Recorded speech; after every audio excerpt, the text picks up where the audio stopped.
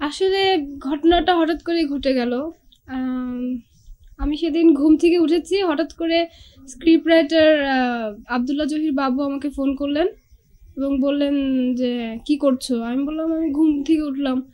তো উনি বললেন, "এখনো খবর পাওনি?" আমি বললাম যে, "না।" উনি বললেন যে, "তোমার দাদু তো মারা গেছে। এতেশাম দাদু মারা গেছে।" আমি বললাম, "কি বলছেন?" হঠাৎ করে মানে শুনেছি তো আমি ঘুম থেকে উঠেছিলাম।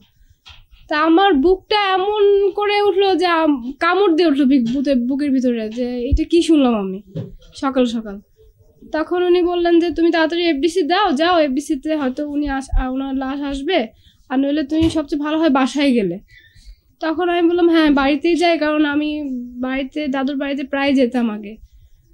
তো তাড়াহুড়ো করে রেডি হয়ে দাদুর বাড়িতে গেলাম। যখন দাদুকে দেখলাম, আমি আমার চোখের পানি আটকে রাখতে পারিনি, কারণ দাদুর কাছে আমি ছিলাম তার ফ্যামিলি মেম্বারের মতো। শুধু আমি না, ওনার প্রত্যেকটা শিল্পী ওনার ফ্যামিলি মেম্বারের মতোই ছিল। কাউকে উনি বাইরের কেউ মনে করতো না। উনি মনে করতো যে এই মেয়েটা, আমি ওকে ব্রেক দিচ্ছি, she is like my daughter, অথবা মাই ওন ফ্যামিলি, আমার নিজের সংসারের কেউ।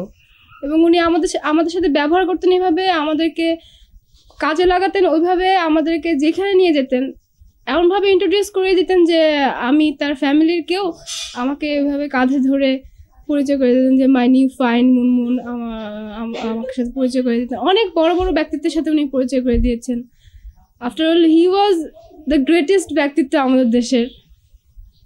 তো দাদু সম্বন্ধে বলবো যে, দাদু বেঁচে থাকতে আমাদের ফিল্ম ইন্ডাস্ট্রির মানুষ তাকে অতটা মূল্যায়ন করেনি যতদূর উনি ছিলেন। এটা আমি সবসময় বলেছি, আগেও যখন আমার টিভিতে সাক্ষাৎকার নিয়েছে আমি এই সম্বন্ধে বলেছি, এখনো বলি। এবং আমার একটা রিকোয়েস্ট এফডিসির মানুষের কাছে, যে আমি চাই তারা এতেশাম দাদুর নামে কিছু একটা করুক, তাহলে আমি অন্তত শান্তি পাবো। Thank you. Thank you.